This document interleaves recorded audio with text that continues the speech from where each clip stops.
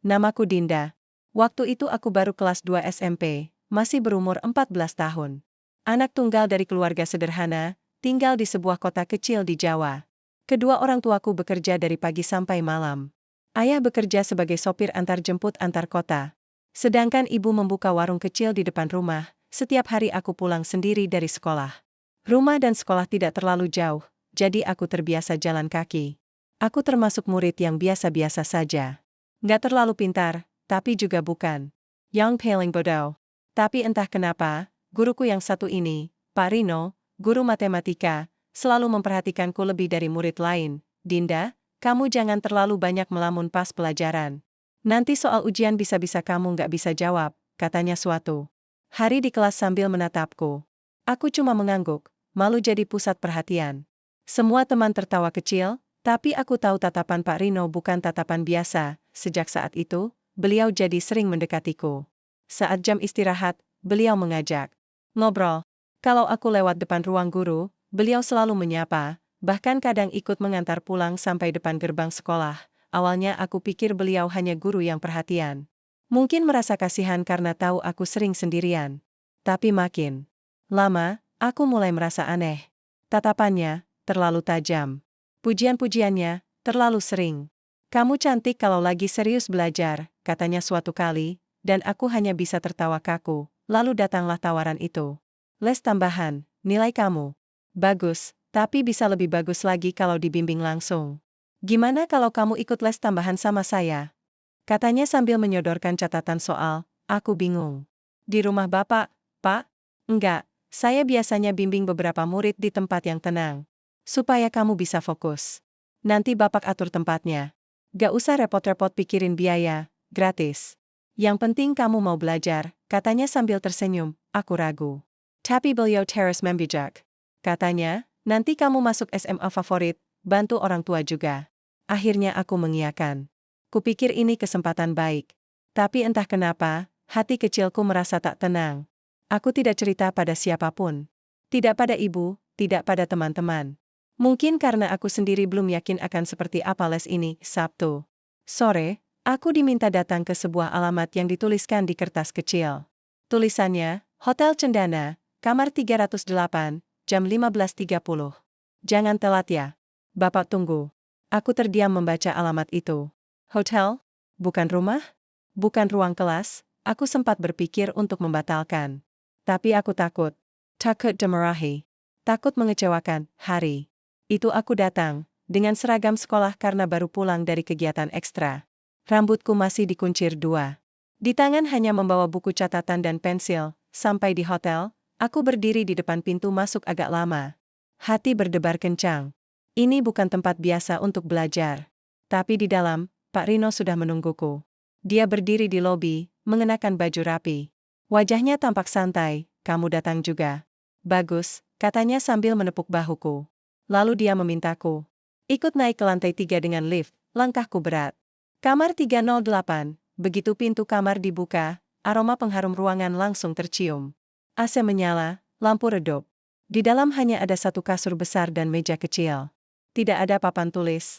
Tidak ada buku pelajaran. Hanya dia, dan aku. Dia mempersilakan aku duduk di kasur. Biar santai. Belajarnya enak sambil rebahan dikit, katanya. Aku mulai merasa takut. Dan saat pintu kamar itu dikunci dari dalam, aku tahu, ini bukan les matematika yang sebenarnya. Hari itu, aku masih duduk kaku di ujung kasur. Tangan gemetaran, keringat dingin mulai membasahi pelipis. Pak Rino terlihat sangat santai. Ia menaruh tasnya di meja kecil di pojok ruangan, lalu berjalan pelan ke arahku. Kamu kelihatan tegang banget, Dinda. Santai aja. Kita kan cuma belajar, ucapnya sambil tersenyum. Tapi entah kenapa, senyuman itu tidak menenangkan. Justru membuatku makin ketakutan. Dia duduk di sebelahku. Jaraknya terlalu dekat. Nafasnya terdengar pelan-pelan di samping telinggaku. Aku mencengkeram erat buku catatan yang kubawa, seperti pegangan terakhir agar tetap waras. Aku mencoba menenangkan diri, meyakinkan diriku bahwa ini hanya perasaanku saja. Mungkin memang begini cara Pak Rino mengajar, tapi semua berubah saat dia mengambil buku dari tanganku, meletakkannya di meja, lalu menyentuh tanganku. Lemes banget tangan kamu, capek ya, bisiknya pelan. Tangannya menggenggam jariku. Aku langsung menariknya. Saya nggak apa-apa, Pak. Saya mau belajar aja. Dia tertawa kecil, tapi bukan tawa ramah seperti biasanya di sekolah.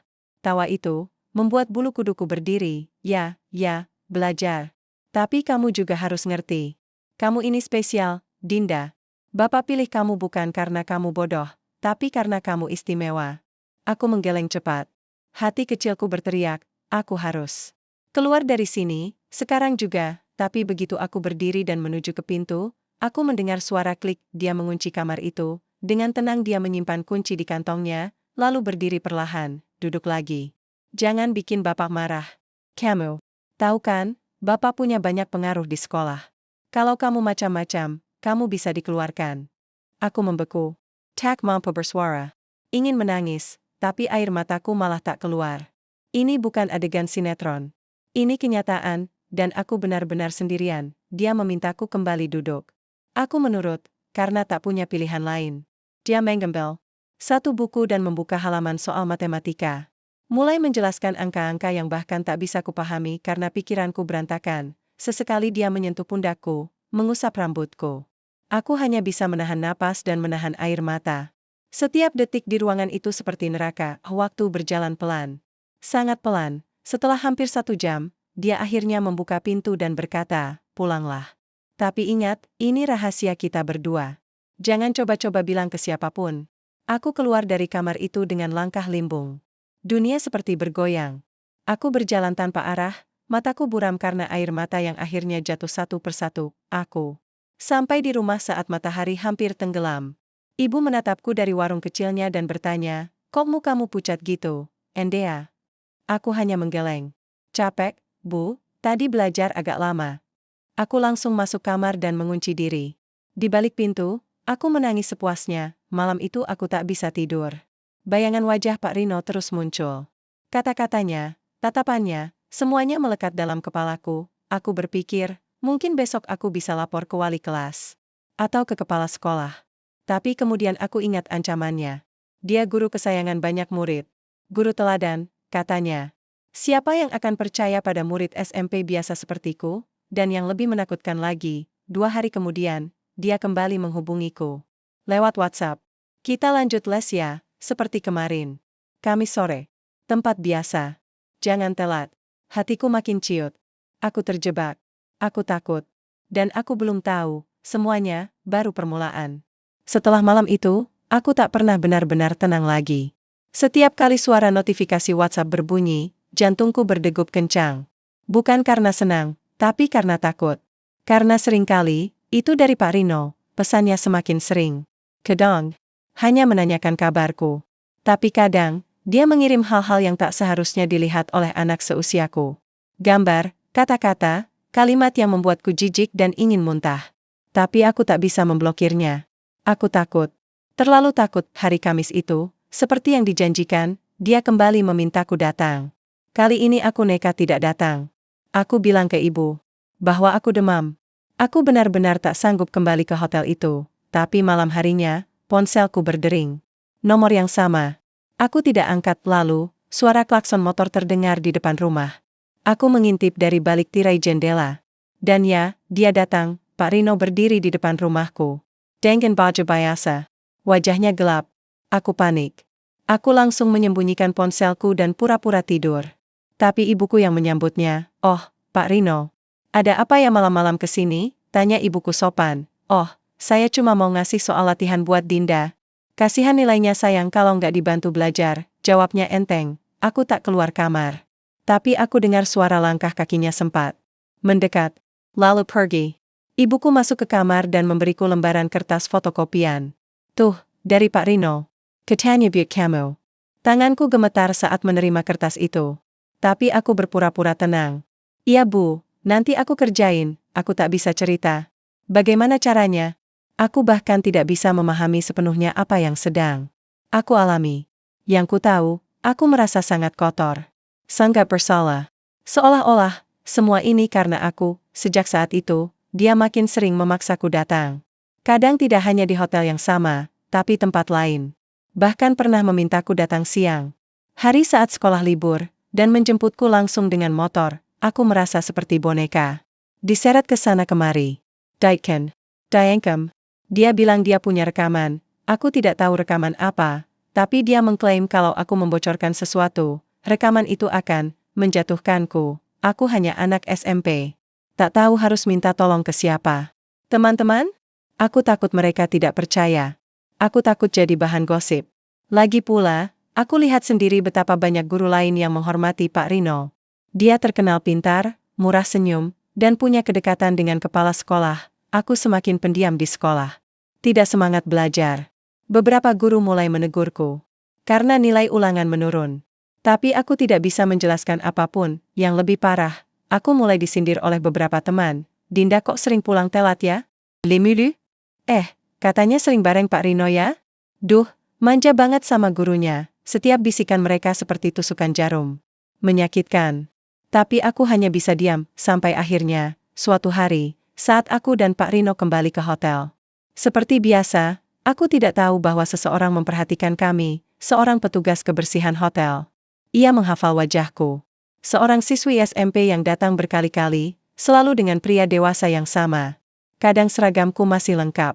Kadang aku hanya mengenakan jaket biasa dan rok sekolah. Petugas itu mulai curiga. Dan diam-diam, dia melapor ke manajemen hotel. Aku tak tahu bahwa akhirnya Tuhan mulai turun tangan. Hari itu hari Sabtu.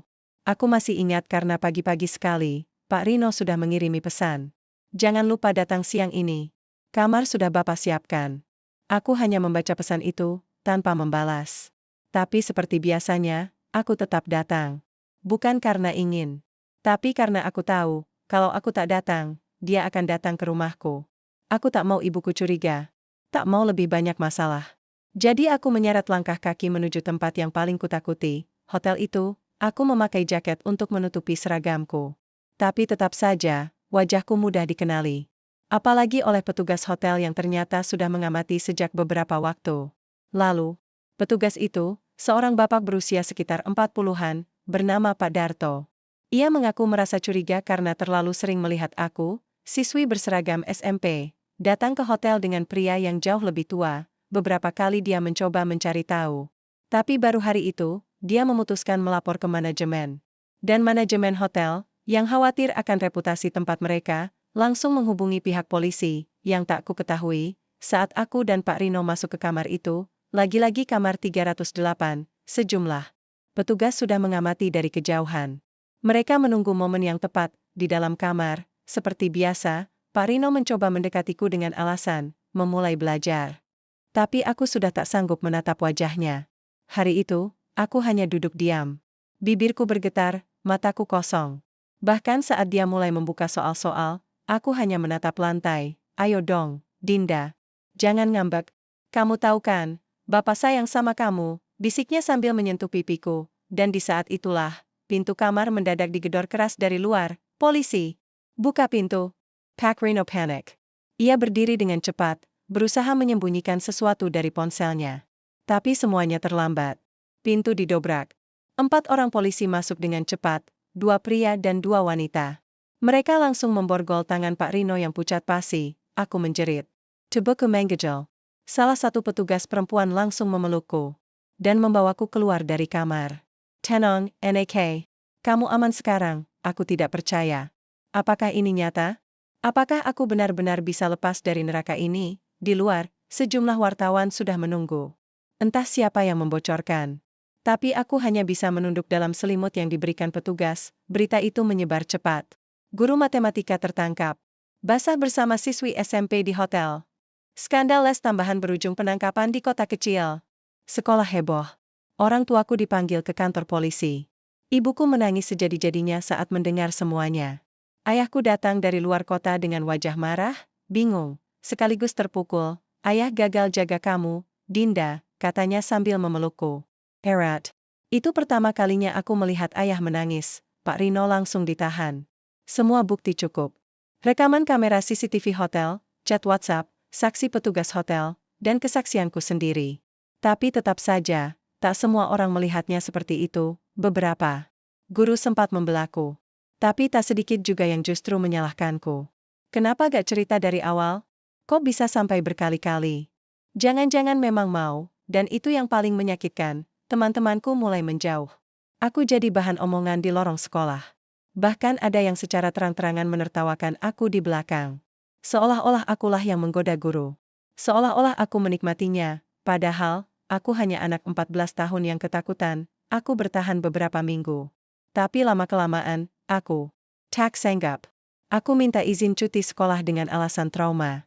Dan sejak hari itu, hidupku tidak pernah benar-benar kembali seperti semula. Setelah semuanya terungkap, aku kira penderitaanku akan berakhir. Tapi ternyata, itu baru awalnya. Hari-hari setelah kejadian itu terasa seperti mimpi buruk yang tak ada ujungnya. Meskipun polisi sudah menetapkan Pak Rino sebagai tersangka, dan bukti-bukti sangat jelas, bahkan ia ditahan untuk waktu yang lama, tapi luka yang ia tinggalkan di hidupku tak bisa disembuhkan hanya dengan keadilan hukum. Aku berhenti sekolah. Bukan karena aku ingin, tapi karena aku tak sanggup menghadapi tatapan orang-orang. Di pasar, di jalan, bahkan tetangga sebelah rumah pun mulai berbisik-bisik kalau aku lewat. Anak. Itu kan yang dari berita itu, katanya ikut-ikut guru ke hotel, makanya anak perempuan jangan nakal. Setiap ucapan itu seperti pisau yang menancap ke hatiku, berkali-kali. Padahal aku korban. Tapi dunia seperti membalikkan fakta. Seolah-olah aku yang menggoda, aku yang terlalu dekat, aku yang mau sendiri. Ibuku jatuh sakit. Bukan karena virus atau penyakit berat, tapi karena beban hati. Ia merasa gagal. Merasa tak bisa menjaga anak semata wayangnya. Dia mulai mengurung diri di kamar, jarang makan, jarang bicara. Sampai akhirnya, 3 bulan setelah kasus itu viral, ibu meninggal dunia. Aku hancur. Waktu itu, aku sedang mencoba kembali belajar di rumah, mencoba menyibukkan diri, tapi saat ayah memanggilku dari luar kamar dengan suara gemetar, aku tahu, duniaku runtuh lagi. Aku menyalahkan diriku sendiri. Kalau saja aku berani cerita dari awal. Kalau saja aku kabur dari hotel waktu pertama kali. Kalau saja aku menolak keras sejak awal, tapi semua itu hanya kalau. Kenyataannya, waktu tak bisa diputar ulang.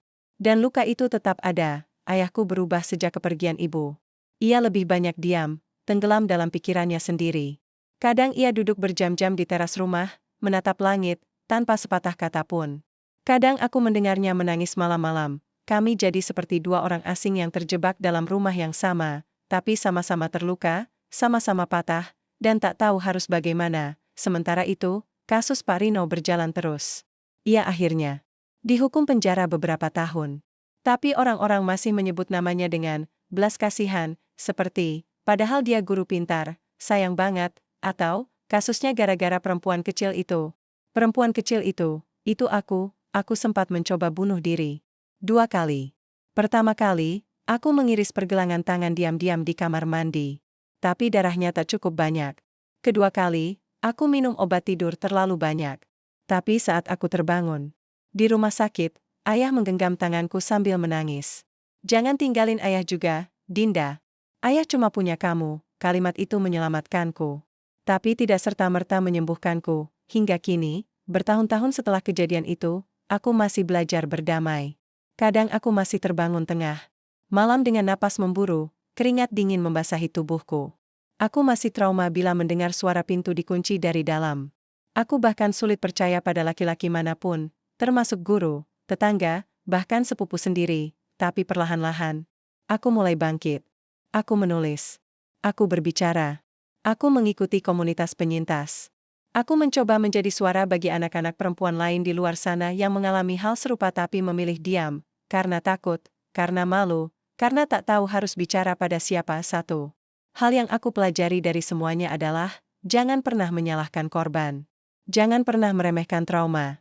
Dan jangan pernah tutup mata atas guru yang tampak baik, tapi menyimpan topeng iblis di balik senyumnya. Ini kisah nyataku.